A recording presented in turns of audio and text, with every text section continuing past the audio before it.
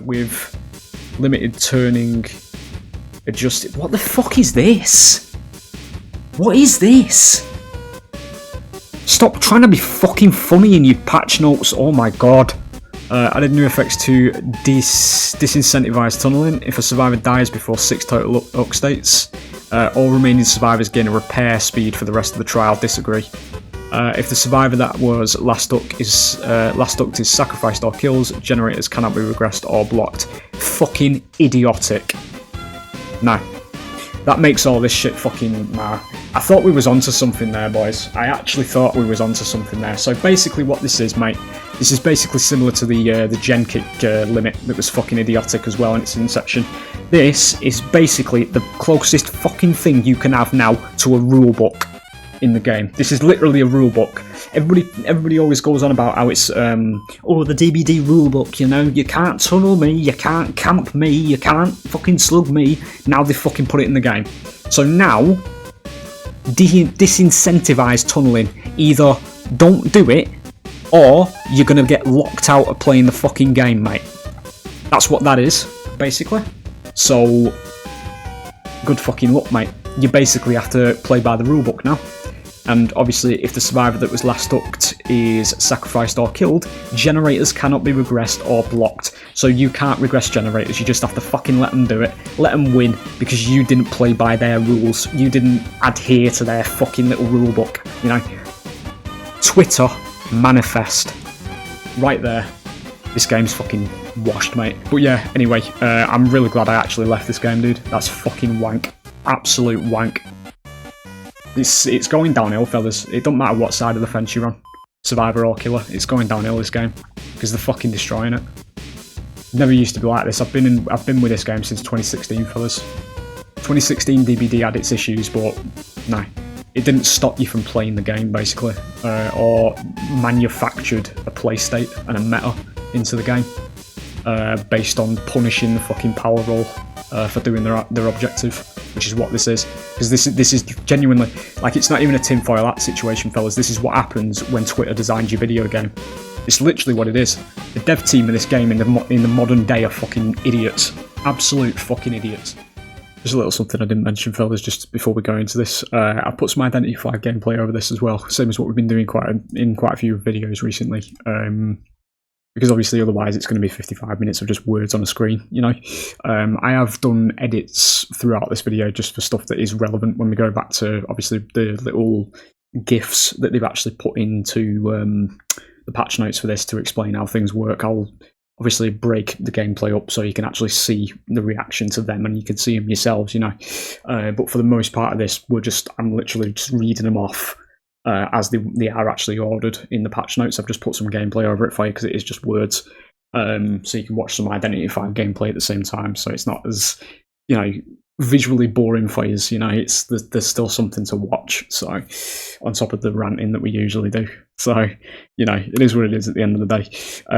But yeah, just wanted to make you aware, you know.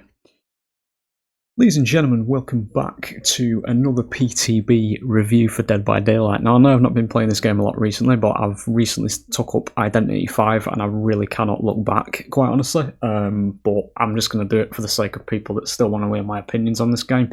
If you are new to this, we are unfiltered.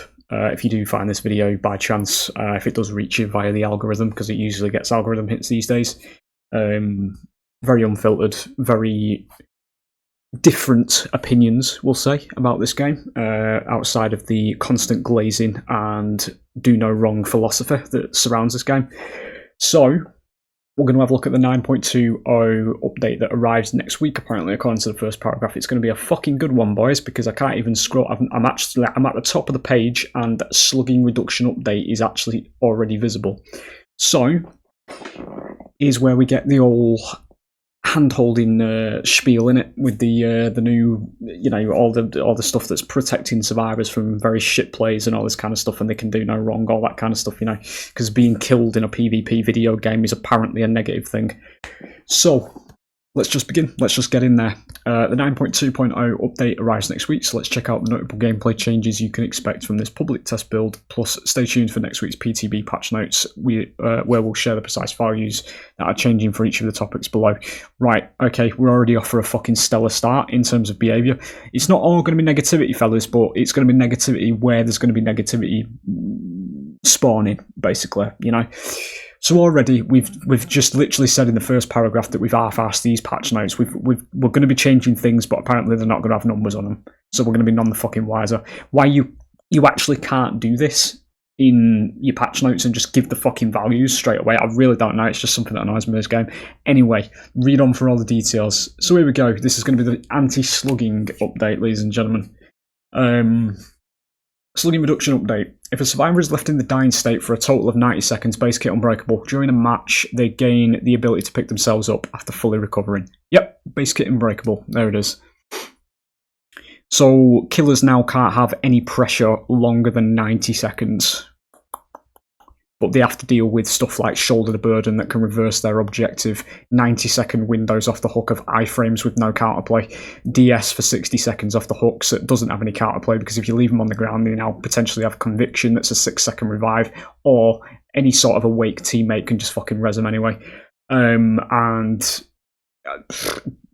Dead Hard's a little bit of a lesser case because you actually have to be decent enough to use it, but it can be used at windows and pallets where it doesn't have counterplay, and a lot in the majority of the games is where I see that as well. On top of massive heal speeds and all that kind of stuff that basically reduces the window down of actually hooking survivors, the actual time benefit of actually getting them on the hook, getting them to unhook themselves, and then spending the time to heal. That's gone now, because we added literal fucking insta-heals into the game, but that's fine. So we've added the option to enable or disable this mechanic in custom games, which already might speak that it's problematic, because you can disable it if you want to in custom games. So if you don't want this, if you're doing like tourney things, because this is where tourney stuff takes place in customs, so they've added the ability to actually disable this fucking busted crybaby mechanic in custom games, which translates to tourneys and professional games, because it's probably busted. Note perks that enable you to recover from the dying state, like Boon Exponential, will continue to function as before without needing to meet this requirement. Gradually increases crawling speed for survivors who are left in the dying state. Good, so they speed up as well. It says gradually, so they get even faster over this 90-second window, I believe. So even if you slug them anyway, which this was always in existence in the game as well, I'll just briefly touch on this. This was always a thing. So whenever you slugged a survivor, if you didn't run Deerstalker, there is a good chance you wouldn't even fucking know where that survivor is, which would allow the rest of the team to actually res you off the floor, which in that particular instance as well, if you didn't get a decent chase within that window of them being resed, it was actually a negative to slug. So, yeah, so now they get even faster, so now there isn't any benefit to slugging because you won't know where they are by the time you come back. Added the ability for survivors to recover while crawling. Okay, recovery now occurs passively with no need to hold a button. Fucking hell, the game plays itself, ladies and gentlemen, look at that. So that's base kit unbreakable and base kit fucking tenacity. We've got a video of it, have we? Yeah. Fucking hell. Right, okay. Dude, this is so weird to look at now. Like, obviously, as I said at the beginning, now that I've been playing Identity 5, where that game, and in the game's community of Identity 5 as well, like the actual esports community and professional gamers in Identity 5, if they go down as Survivor, it's tough shit, son. You know, that kind of shit. Like, and they accept that when they're on Survivor, you know? Because there's none of this fucking handled in shite like this. Game's being fucking destroyed in front of your eyes, boys. It really is. This is for Twitter, this. And only Twitter. I've got to spend more than 10 seconds on the ground, guys. Oh, get it out the game. Fucking hell. I'm the centre of the universe. And Behaviour fucking listens to it. Updated several survivor and killer perks to account for these changes. Zero fucking explanation as to what they are, because again, as I said here, we're going to do that apparently in next week's PTB patch notes, despite it being implemented here, allegedly. So yeah, you can just get yourself up off the ground once you've been on the ground for 90 seconds now. So yeah, base kit unbreakable. Literally base kit unbreakable. Just a slightly larger window. 90 seconds on average is probably about a chase as well. So if you are now slugging for pressure, that's basically dead. Because by the time you get the down on the other survivor, this person, without the need of a teammate, will already be up. And they can just run off and get a lightning the quick heal that are probably still in the game as well. So yeah, all the pressure that you have by slugging, which is actually a viable tactic for killers with how fast the gens are, how lightning the quick heals are, and how much second chance utter fucking wank is now plaguing this game, that was probably one of the only places you could actually get some traction from in your games if you're having a shit game as killer. Get rid of it though, because killers are evil, you know. If you can't loop them for 5 gens, nerf them. Dev note, when it comes to slugging, we know it can be frustrating if you're on the receiving end of it too often or for too long. That's called PvP gaming, sunshine. But we also know that sometimes it's a smart move, dear, because you're patching it out. This updated system acknowledges this, allowing the killer to slug occasionally when they feel like it's the right call, like what we've been doing for the past 6 or 7 years of the gameplay. But will eventually kick in and swing in the survivor's favour if slugging is used excessively too much. It's a PvP game, fellas. Right? It's a PvP game, player versus player. Yeah? So what you're basically doing with this is locking one side of that equation out because it frustrates the other side. Fuck me. A big part of this is also about making the experience of being slugged more pleasant, as much as being slugged can be, at least. Look at this. Oh, it fucking does my head in, dude. It really does my fucking head in, because this is Twitter. This is actually Twitter, dude, and it's infested the fucking development team. As much as being slugging can be, at least, you know, it's such a tragedy. It's such a tragedy. Oh, you shouldn't be on the ground for it in our PvP game, you know? Fucking hell, have faith, ye little gamer. The recovery changes and crawling speed will give you a bit more agency when downed, so you aren't just holding a button and waiting for someone to come save you. But I mean, you could just crawl away anyway before these crawling speed changes, and it was very hard to find you if they weren't running fucking Deerstalker. Fucking hell, dude. Fucking insane. Oh, and we've got tunneling as well. Here we go. Fellas, right, I'm going to say right in this very instance, I'm just going to fucking say it, fellas. Go and play Identity 5. If you're playing, if you're a DBD player, right, like I was, I'm an ex-DBD player now, and I'll say that. I'm an ex-DBD player, mate, because I now play Identity 5, yeah? Identity 5, from what I've seen, has some of its issues, but it doesn't have blatant fucking favouritism towards one side, yeah? Because that's what this is. We're patching out slugging, that's a killer tactic. We're patching out tunneling, that's a killer tactic. We're giving survivors insta-heals off hooks. We're giving survivors 80 seconds, just a fucking iframes with no counterplay, straight off the hook. They're giving them the idea to actually reverse the objective for the killers with shoulder burden that doesn't actually have a downside. The 60-second exposure off it, or the 30-second, I don't know what it is. Either way, 30 seconds or 60 seconds is fucking useless on any killer that isn't like Blight or anyone that can traverse fast, because by the time you get over there, that window will have expired. So it's pointless, you know. There's so many fucking stupid, boring fucking mechanics, mate, designed for Twitch content. It's fucking annoying. But anyway, here we go. Tunneling reduction update, fellas. When a survivor is hooked, their hook status is hidden from the killer. So we've removed information for the killer's objective. When they're unhooked, there is no notification, and when they're unhooked, there is no notification, and their hook status isn't revealed immediately. I'm sorry, fucking what? Right, okay, so doing your objective as the killer is now actively being punished. Is that what this is? So when a survivor is hooked, when you put somebody on a hook, their hook status is hidden from the killer. That's the bar that would be underneath it. So you now can't... What this is you can't basically... If you're proxy camping, or if you're even in a case where you're looking for another chase and you don't find somebody within that time, and you see this bar that was there with the survivor that's hooked, it's going into about 50%. I'll go back and I'll try and secure that second stage. Gone. Fucking gone now. So you won't be able to know what fucking status they're at all. You won't know how long it's going to be until they go to second stage. So when they're unhooked as well, there's no notification, so you won't even know when they're unhooked until you have to basically check the order, I assume now. Because I'm assuming it... It says the hook status isn't revealed immediately.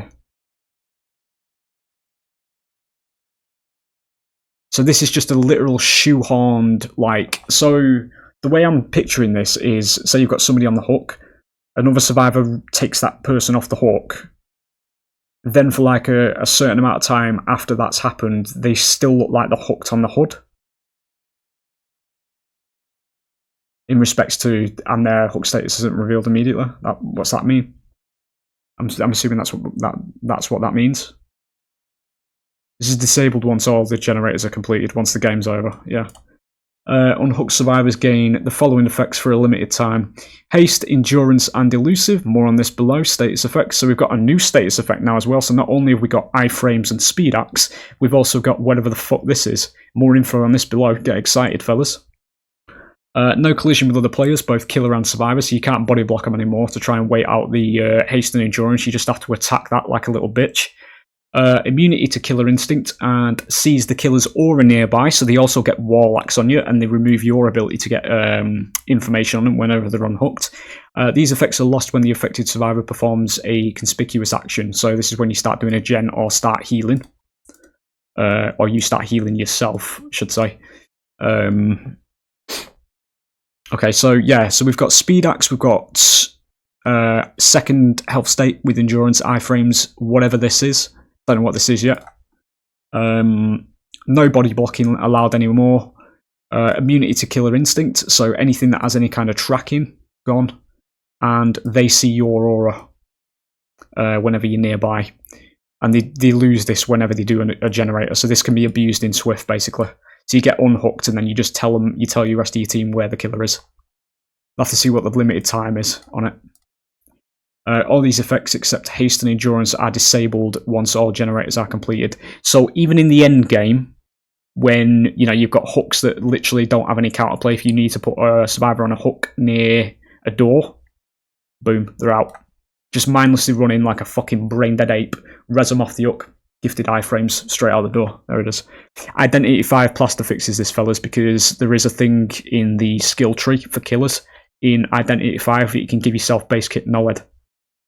So when all the ciphers are done in that game, you can one it down people, and they can't fucking cleanse it, and it isn't shown to them across the fucking map either, because the Identity 5 player base fucking man up when they play Survivor, and they actually know how to play the game properly, and they actually know how to use the characters, and they don't throw a fucking bitch fit whenever they lose, Because in that particular game as well, there's not this big fucking narrative pushed by all these popular streamers that survivors can do no wrong, and that every game you boot into as a survivor, you're entitled to win it, or the killer is toxic, And it's also not got a dev team that also assists in pushing that narrative, which is why all this exists.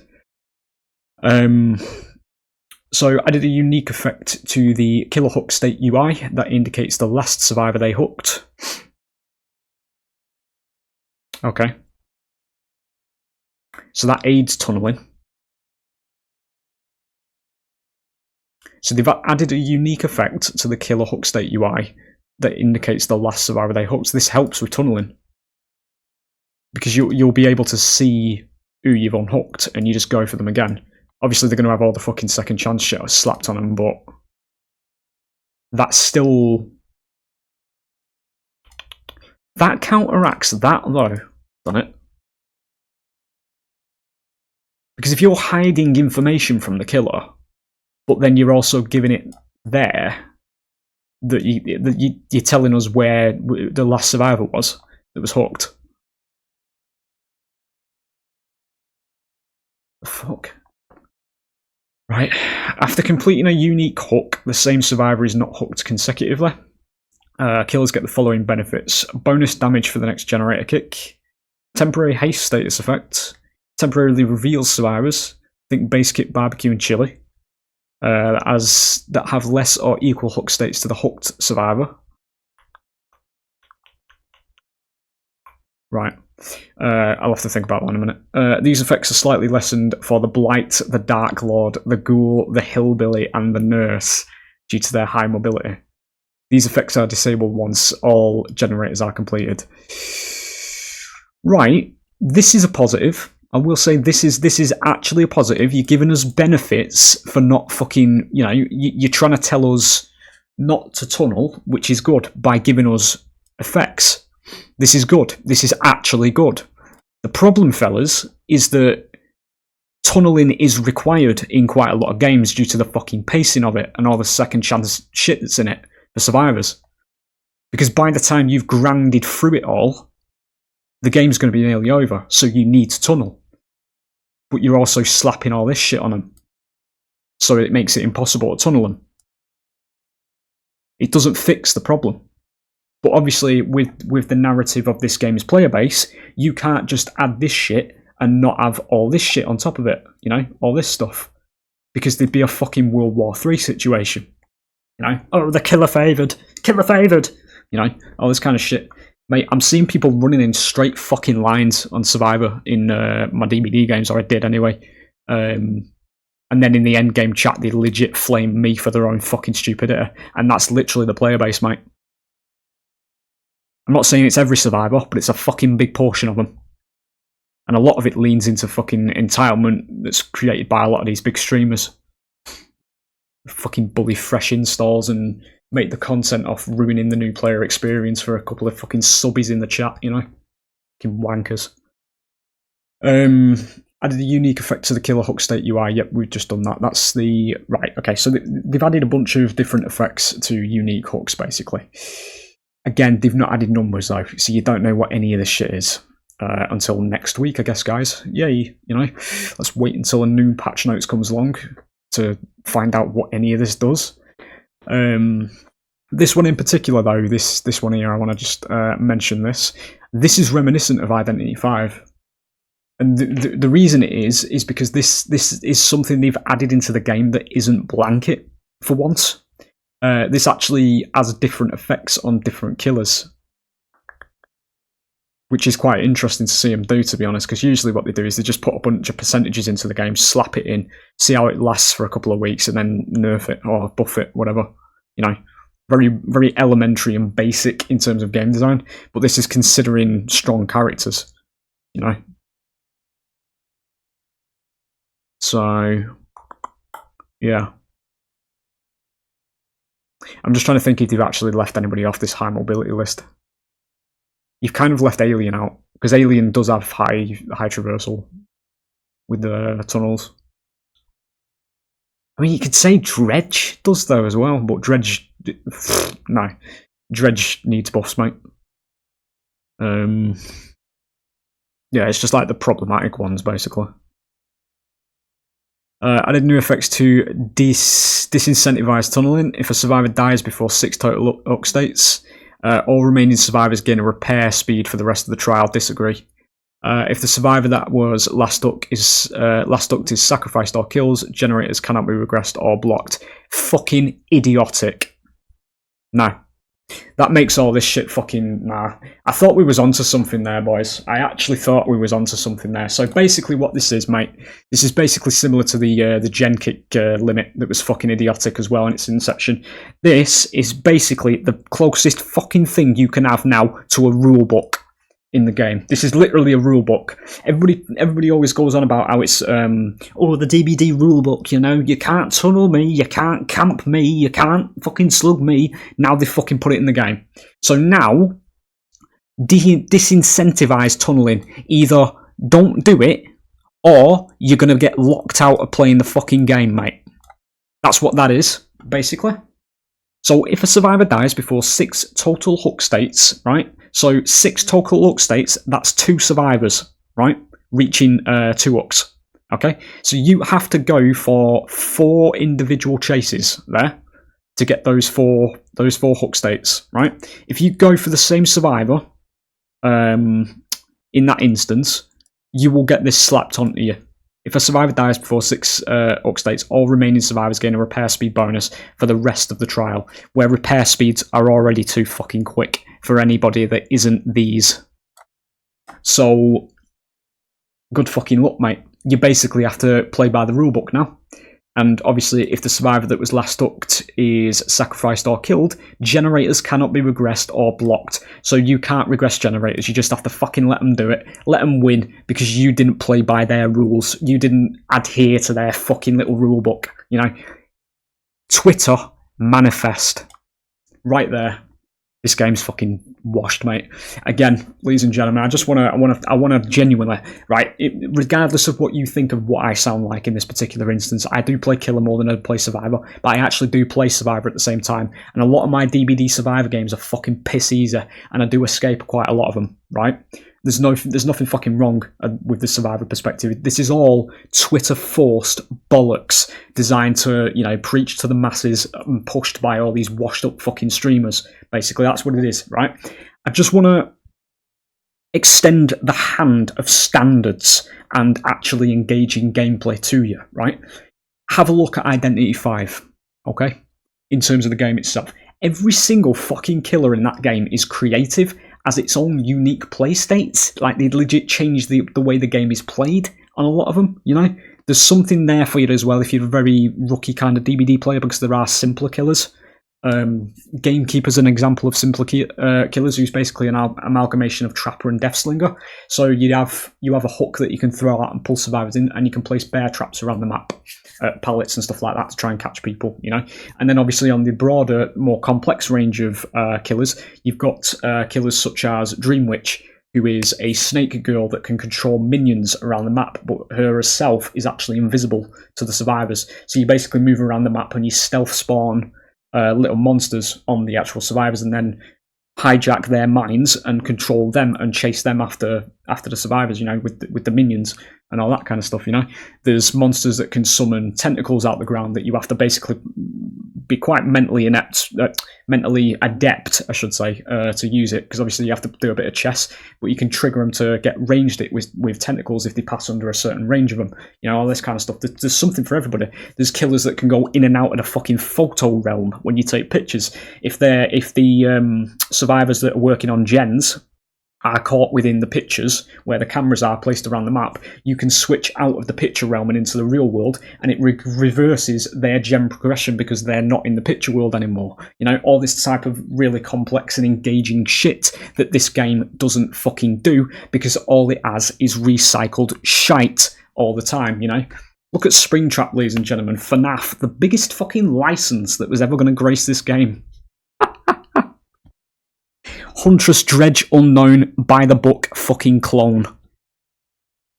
Hilarious. The next killer that's coming to Identity 5 as well, just to cap it off, fellas, is a lion that can turn himself into a fucking cue ball and bounce around the map. And if he hits anybody within that pinball type radius, he fucking injures survivors. And you can place these things at wherever you want. You can place like points where you send yourself out as the cue ball, you ball yourself up, you start rolling around, and you can send yourself out to these points where you bounce off walls, you can go through walls as well, regardless of where you've put the pins, basically. I'll call them pins, the joints. You send it out, you roll forward, you hit that joint, you bounce the other way, you know? So you can use it around corners and get speedy hits on survivors at loops, all that kind of stuff. Creativity, you know? Not just fucking recycling content over and over again. Is what it is anyway. But yeah, anyway, I'm really glad I actually left this game, dude. That's fucking wank. Absolute wank. It's going downhill, fellas. It don't matter what side of the fence you're on. Survivor or killer. It's going downhill, this game. Because they're fucking destroying it. Never used to be like this. I've been with this game since 2016, fellas. 2016 DBD had its issues, but no.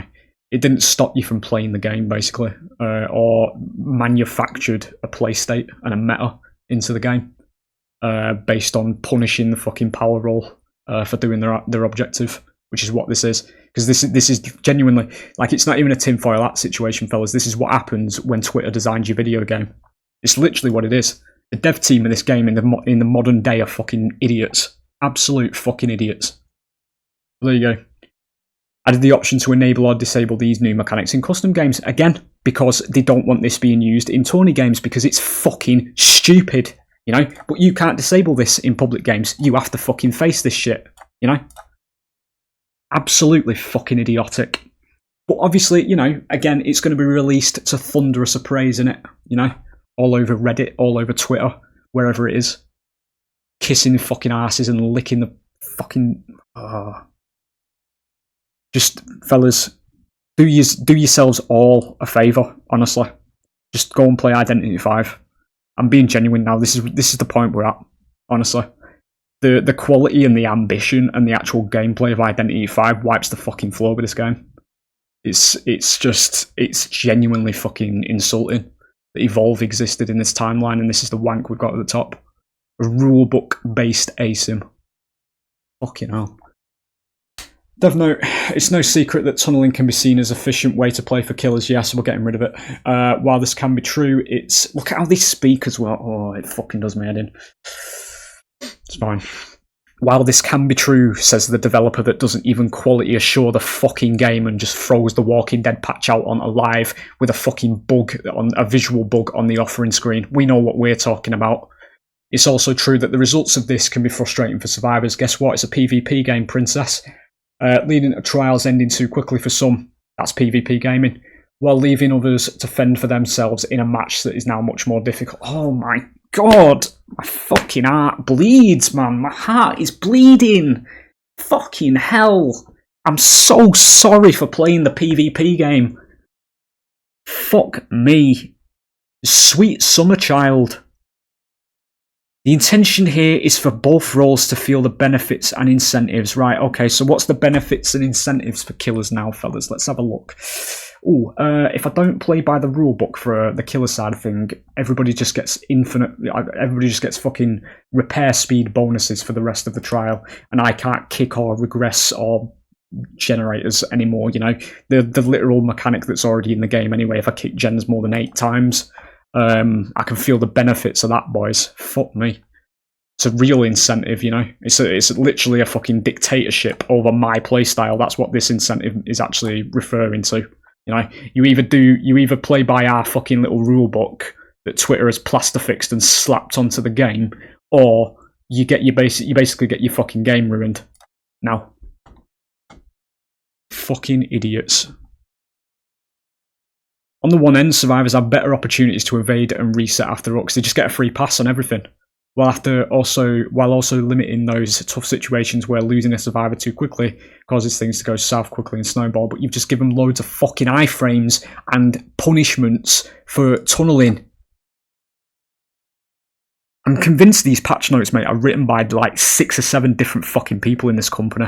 Like, they write a paragraph, go home at night, sleep, come back, and then somebody else writes the next paragraph.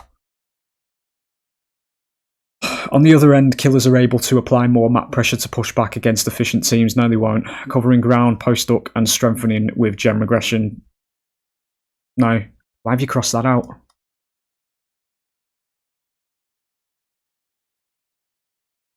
What the fuck's that? Is that some smarmy way of saying now you don't need to run gem regression? We're just strengthening gem regression because you're not strengthening it. Unless this is massive, the bonus damage. You know, like in Identity 5 where you can pick a perk called Abnormal and if you kick a Cypher it gets reset by about 75% because it's actually a meaningful gen kick. And then it obviously goes on a big cooldown because it is balanced. Rather than just kicking a generator and it not doing fuck all. Whilst also being told you can only do that shit 8 times because it's very strong, apparently. Makes no fucking sense whatsoever. There you go. Oh shit, it's the shape as well. Killer updates. Right. Tomes, lore update. Update the Tomes menu to feature new tomes accompanying lore alongside each chapter release. New lore is unlocked each week within the active tome. Okay. Ever since we rewrote the tome, we've seen how much you've yearned for more lore. We're happy because you just literally, like, the Observer vanished and just fucked off and never came back. Everybody was like wondering where he's gone. And then we're happy to share that beginning with 9.2.0, the lore is back. Okay, good. While previously law was tied to challenges, we want our players to have a chance to immerse themselves in these stories, so we've shifted to a weekly unlock, not linked to any quest completion. Yeah, I mean, as long as you're not getting rid of the quests and you still get your BP from challenges, sure. It's probably a positive, that, to be honest. Yeah, I'd say that's a positive. Because then you just get the lore anyway. I didn't really see the point of why lore was locked behind challenges, to be fair. It did seem a bit weird. Yeah, sure. Right, okay, so let's see. I jokingly made the things. I'm not looking at this at the moment. I'm just looking to the side. When they said they were reworking the shape, I jokingly said, and based on what we've read so far in this, it's not actually, well, I'm actually scared that it might not be a joke. I said that when they reworked the shape that Michael would now need consent to stalk you. So we'll see. So the shape, Mikey Myers. Replaced Evil Within with 2 modes that can be toggled with a button press. Right. Stalker mode is 4.2 move speed, undetectable, and can stalk survivors. Pursuer mode, 4.6 meters movement speed, 24 meter terror radius, increased vault speed, bonuses to lunge range, break speed, and stun recovery. Cannot stalk survivors. Once the stalk meter is full, Evil Incarnate mode can be triggered at will, granting the following effects for a limited time. Note, survivors no longer become exposed. 4.6% movement speed, 40 meter terror radius, and an increased vault speed. Unlocks Slaughtering Strike ability. Hold the power button to charge this ability, reducing movement speed. Questionable viability then. Press the attack button while charging to quickly lunge forward. Oh, never mind. With limited turning adjusted. What the fuck is this? What is this? Stop trying to be fucking funny in your patch notes. Oh my god. Press the attack button. Right, what does this actually say? Press the attack button while charging to quickly lunge forward. Adjusting your angle as you move. The length of the lunge depends on charge time. So they've turned him into a dash killer, is that what this is? When everybody in the community basically says they don't want any more dash killers. Right. If a survivor enters the killer's attack range while lunging, they are knocked into the dying state and it's exposed on them. Right, okay. As well. That's interesting. So that's not going to last 2 minutes. I'll tell you that right fucking now. Unless getting to Evil Incarnate takes a long time. Like we're talking like Tombstone level. Because they're not going to accept this because they have to use a fucking couple of brain cells to play against it. This ability can also be used to destroy pallets as well. That's going to get nerfed. It'll get nerfed. I wish I didn't have to sit here saying this, fellas, but it's going to get nerfed. It'll get fucking nerfed, that. I'm telling you. You've just made Mikey quite decent by the looks of things. It depends on how long it takes to get to Evil Incarnate, because again, we haven't mentioned the numbers. But also with it saying in Pursuer mode that you get increased vault speed and you do still get bonuses to lunge. You'd have to see how long it takes to get to Evil Incarnate, because you're probably going to be spending more time in Pursuer. Because you also get break speed and stun recovery as well in Pursuer. So he's going to be really fast. So he's still going to be really fast. His base move speed, but he does get increased vault speed. He gets increased bonuses to range. 24 meter terror radius. The same as Spirit, who blinds herself and basically deafens herself. And he's 110 as well, 4.2 for some reason. Sure. So he's a dash killer now, is he? Is this a video of it? Oh, hang on. Wow, okay. Yeah, that's going to get nerfed. That'll get nerfed. So it does make him quite decent, that. That's quite decent. I mean, obviously it's against, like, this is probably a behaviour dev, so obviously it's going to look shit. But see how it goes against actual players. The charge up time on it is not terrible, to be honest. It's quite fast. There's definitely time. It's probably a visual effect on him as well when he's charging it up. Like the way the knife moves back. So in that particular instance, Dwight just drops the pallet and this doesn't happen. And you also probably get stunned from that distance as well. That's what would happen against players, fellas. That's why I'm bringing this up. This looks good, but in that particular instance, Dwight would drop the pallet, and then it would be, it'd be a bit of a reset because you'd probably get stunned within that range. I mean, it's still better than just being an M1 though, which is good, I suppose. Unlocks the ability to grab and kill or perform a regular Mori on survivors who would die the next time they are hooked. Wow. Okay. So they made Tombstone base kit as long as the 2 hooked, basically. That's not bad. That's actually not bad. Because it saves you quite a bit of time, that. Although you do have to still do the Mori animation though. You don't have to go to a hook.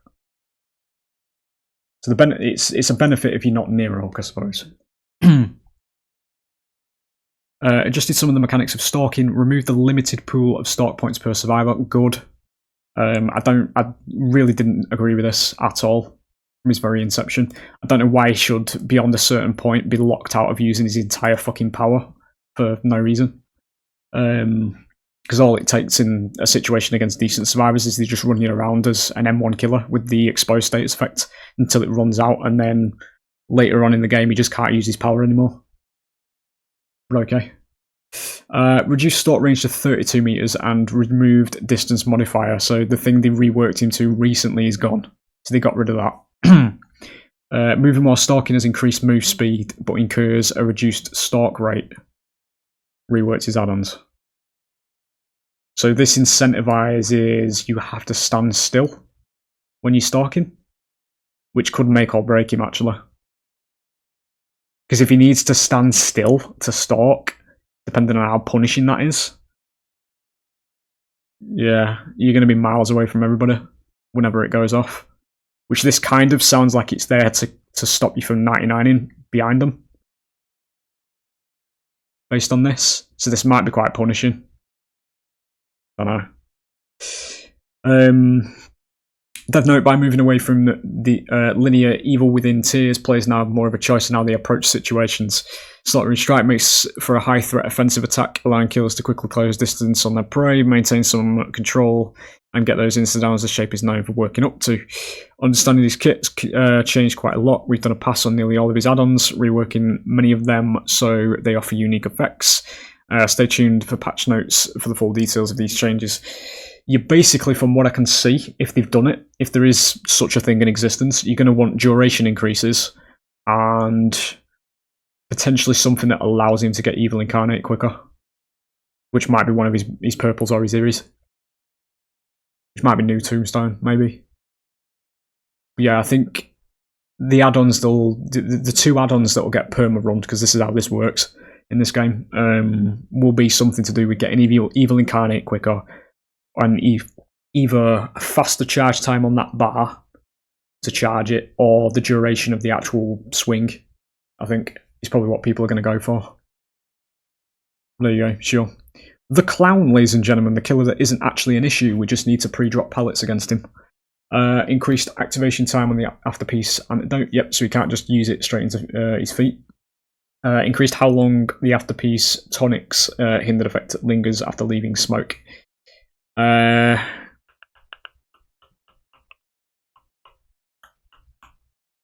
It's not quite what I said, but it's very similar.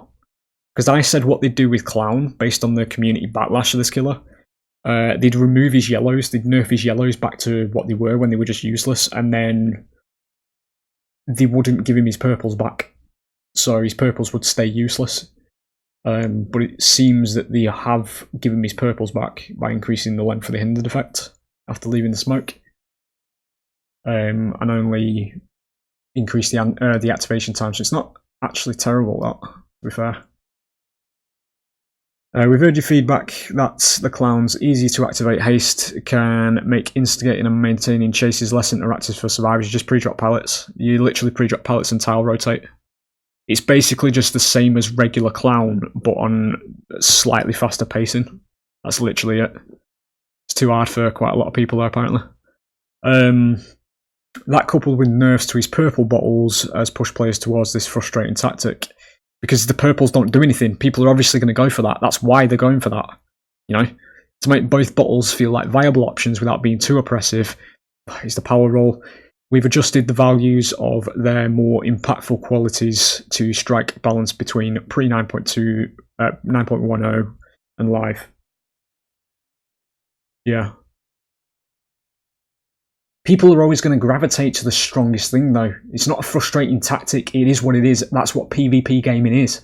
It's not a tactic. It's literally just playing the fucking game. You know? As I say, we dodge a bullet with that, though, I think. Anyway, I don't think that's too bad, honestly. I really don't. Compared to what I thought it was going to be, where they'd just literally just tank his fucking yellows and then just not even touch his purples, so he's literally just useless. So it's not terrible. The Unknown. Fucking don't you dare do anything to him. He's fucking fine. Increase the duration of weakened when injured by a UVX projectile. That's buff. That's a buff. Increase movement speed recovery after teleporting. That's a buff. Increase camera vertical range. Quality of life. Adjusted several add-ons. That's terrifying. Okay. Sure. Dev note, the Unknown is largely considered to be fun to play as and against, so don't fucking touch him then. I know it's buffs and everything, but Christ. And we want to preserve that while adapting to the current state of gameplay. We buffed it right. Okay, so we're sounding like a little bit of a competent developer there. Did you just hear that, ladies and gentlemen? At the end of that sentence there. We want to preserve that while adapting to the current state of gameplay. Oh. Is that the fast-paced, second-chance riddled wank that now exists in this game? Is that what that is? By giving him a little bit more agency to keep up with people. And keep up with the pacing. Careful now. We might have played the game, mate. We buffed the UVX slightly while also taking what we've learned from the animatronic to allow for orbitals. Right. I'll tell you about what I've just said. You know, fellas, those of you now who are in the comments section or watching this video, what have you seen me do when I've been playing as the Unknown? Have you not seen the orbitals I was doing? You know, this isn't narcissism. This isn't me gloating, bragging, and all that kind of stuff. I'm talking about the physicality of it. Have you not seen the orbitals that I was doing cross map? Yeah, when people were on gens or just in the distance and predicting them. So apparently that wasn't possible. So I'm God's gift to gaming, apparently. There you go. I'm pro.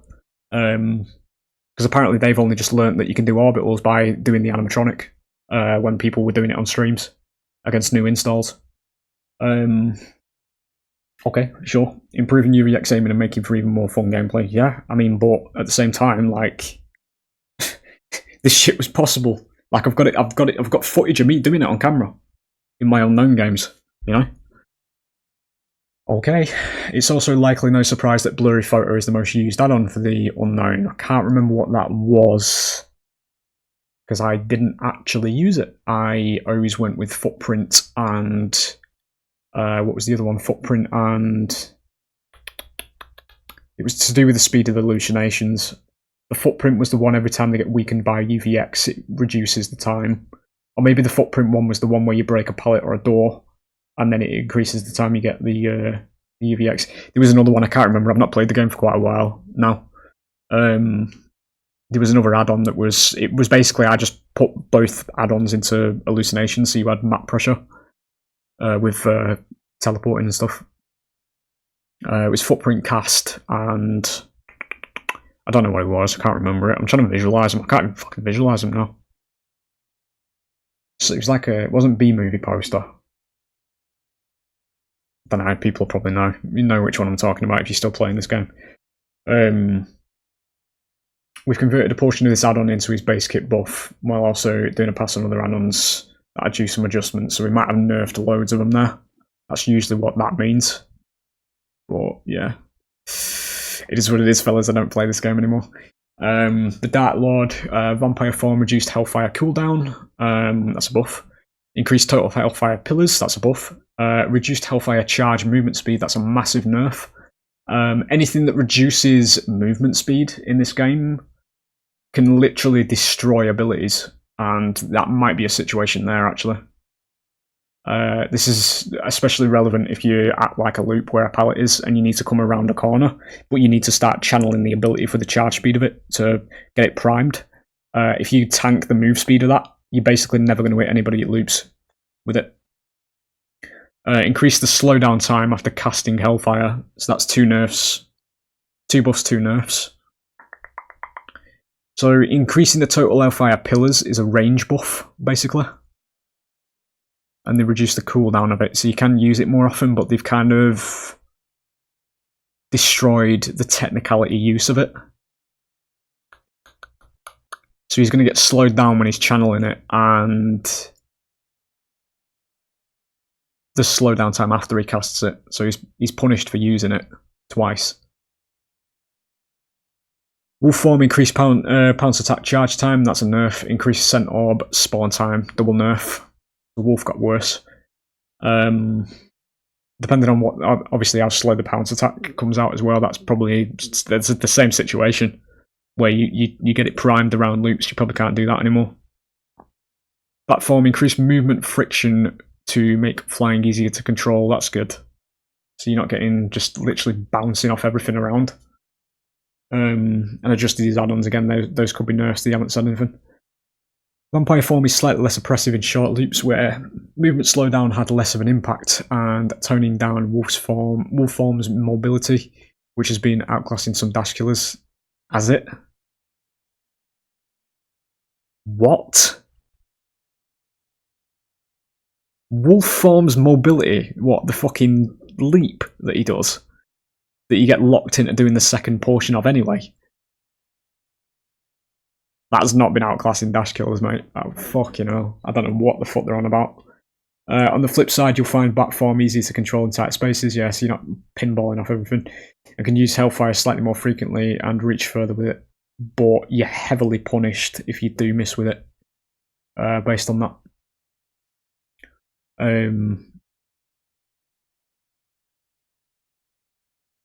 It does say Vampire form is slightly less oppressive in short loops where movement slowdown had less of an impact. He's not going to be oppressive though. Well, in short loops he might be. Long loops he's kind of fucked now though, because he gets removed. He gets his power removed. I mean, he can still use it over walls, I suppose. It's going to take him slightly longer to get into position though. The position he needs to be in to get it. Sure. The only hooking a survivor now spawns more blue orbs. Okay, right. That's a change we've done, apparently. Dev note, we understand that with the changes we're making to address slugging, this will impact the Oni slightly. So we want to mitigate this by turning hook survivors into a greater source of power gauge build-up. The Oni is rewarded with more quickly snowballing power by hooking. So this killer's, a big portion of this killer's power was slugging. That's literally what his power aims to do.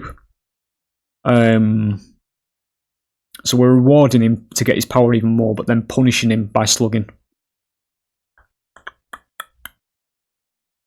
Sure. Okay.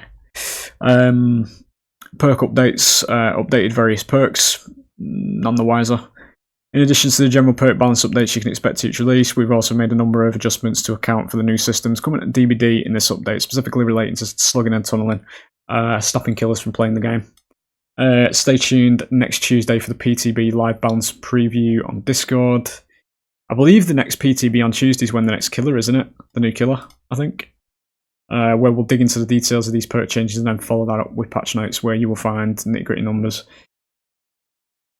Why they can't just do it here, I don't know, because basically they're just going to lump all this in with the new killer as well, rather than just doing the numbers here, but sure, there it is. I'm not going to look at the comments section below this because it'll just aggravate me, because it's probably thunderous applause, again, for implementing a genuine fucking rulebook into the game and bastardising the game itself.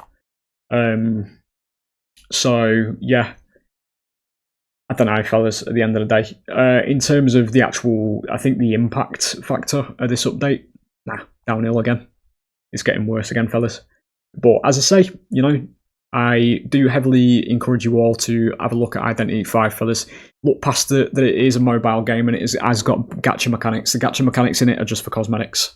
The actual killers, everything in it, they're all free.